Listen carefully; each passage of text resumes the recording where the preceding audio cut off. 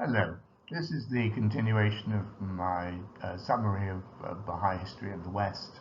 This one dealing with the term I've called mass teaching in the Western Baha'i communities from roughly 1969 through to the 1990s.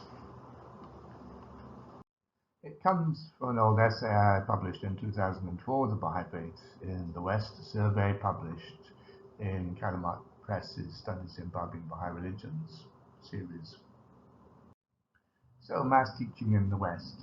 By the 1960s, active Baha'i communities had been established throughout Western Europe, North America, and the Anglo-Pacific. These Baha'i communities remained small, however, and the Baha'is were frustrated by their inability to discover any way of securing a rapid increase in numbers.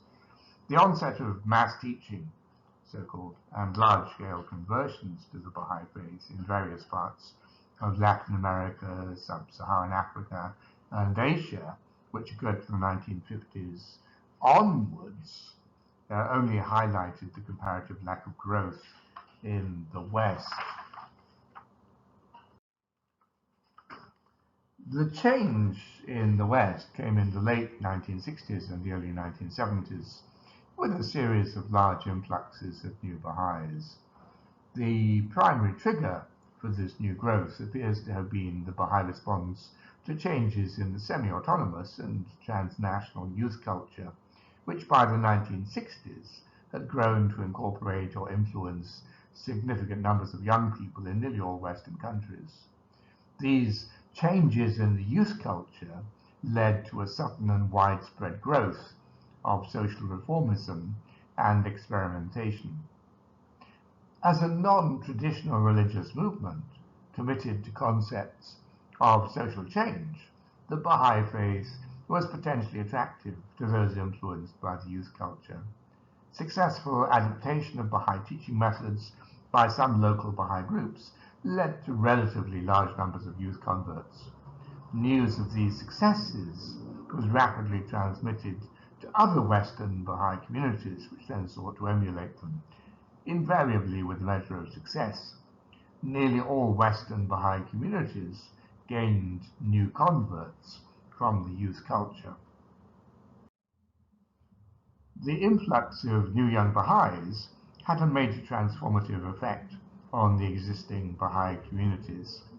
From being an often neglected minority, young Baha'is suddenly became the spearhead of growth. Possessing abundant energy and often more discretionary free time than their elders, they were able to make a major contribution to the further expansion of their religion, not just among other youth, but among various sections of the population.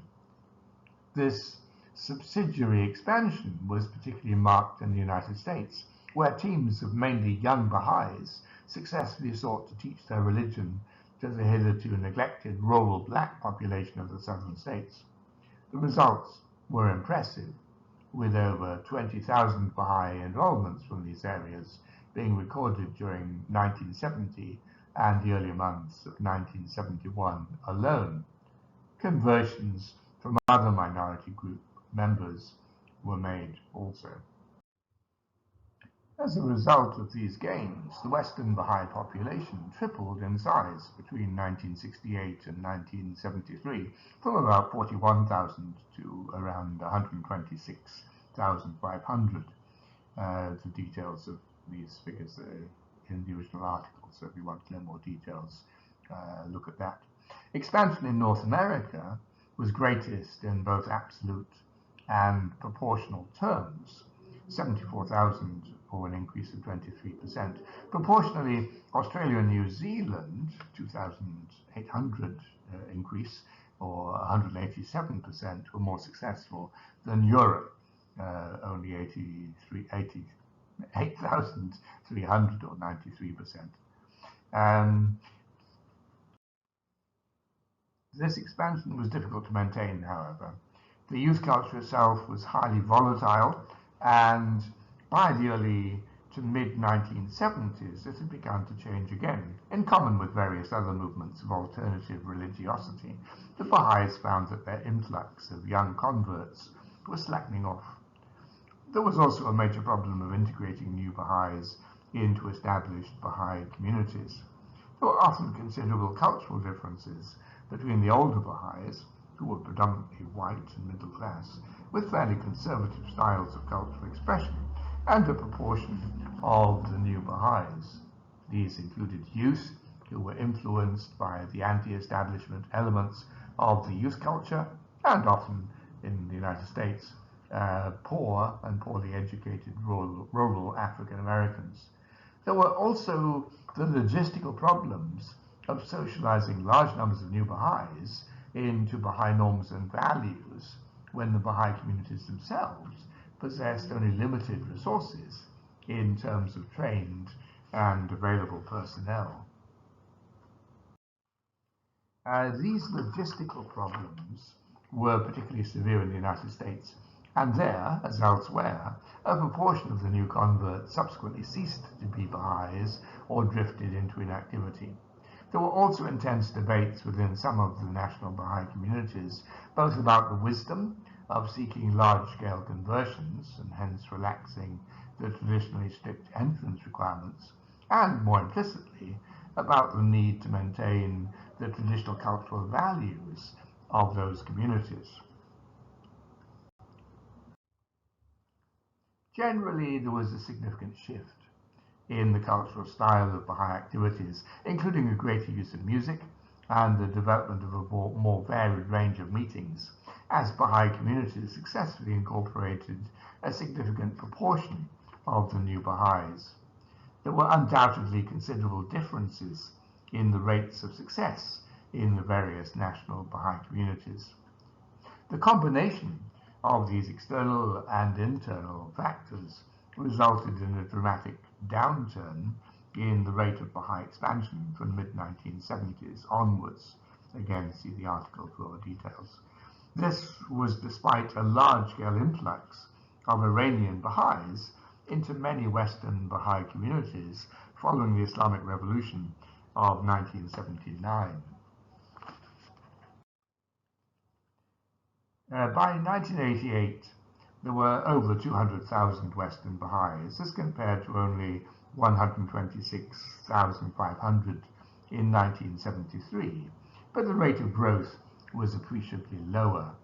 For the West as a whole, the 206% increase of the 1968-73 period was followed by increases of only 23 and 21% for the following two 5-year periods, that's 1973 to 78, 1978 to 1983, while for the 1983-1988 period, the rate fell even lower to 13%. These figures closely follow changes in the North American community, who comprised over 80% of the whole Western Baha'i population for nearly all of this period. Australia and New Zealand, by contrast, maintained a fairly high level of growth, 40%, 17%, and 43% respectively for the three successive 5-year periods from 1973 to 1988, while European growth, already less marked than the other two regions, fell to 15%, 5%, and 18% for the three periods.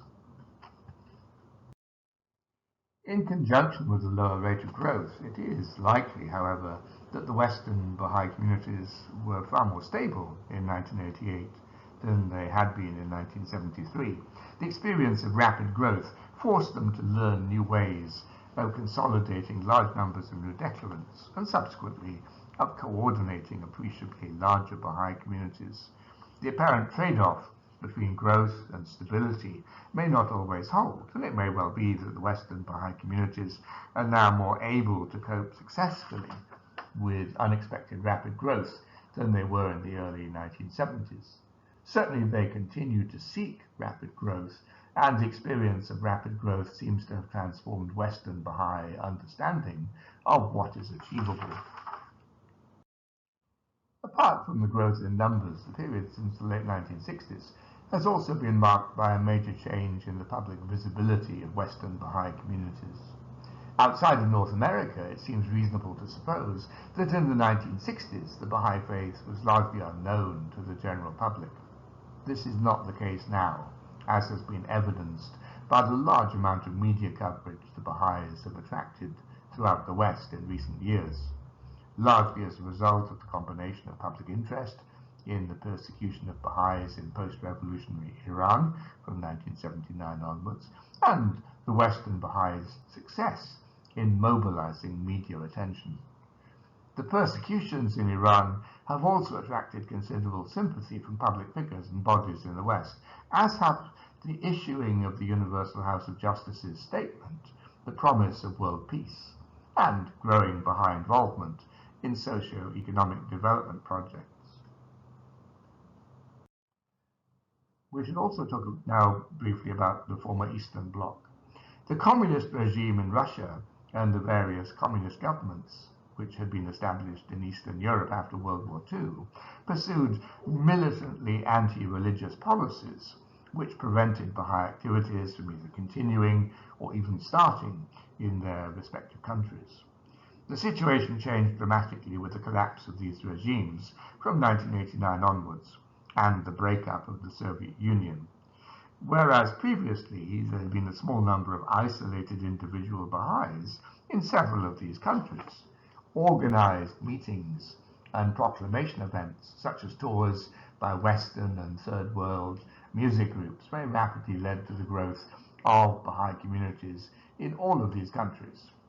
By 1992, a total of 112 local spiritual assemblies had been established in the region, and the process of National Assembly formation had begun, with 13 new National Assemblies formed by 1998, as is listed in the article. The countries to have shown the most marked response were Albania and Romania, with large numbers of new Baha'is. Conditions in the former Yugoslavia proved the most difficult, with National Assembly formation during the period covered in this essay only being possible in Slovenia and Croatia in 1994 with a joint assembly. So that's all I'm going to say for the moment. If you want a general overview of Baha'i history, then my old Cambridge book, The Babi and Baha'i Religions, From Messianic Shiism to a World Religion, I think is still available. And then there's a short history, which I published with One World in 1999. On the Baha'i faith in general, there's my introduction to the Baha'i faith, again from Cambridge, and a concise encyclopedia of the Baha'i faith from One World. So many thanks to you for listening, and particular thanks to my patrons for their kind support and encouragement, without which I wouldn't be able to make these videos. If you want to support my channel, you're very welcome to do so. Please do like, comment and share on the videos. Subscribe if you want to be notified of future videos, and I'll give Patreon and, for the moment, PayPal links below if you want to provide practical support. Next week we'll talk about Western Baha'is and the overall development of the Baha'i faith. Have a good day.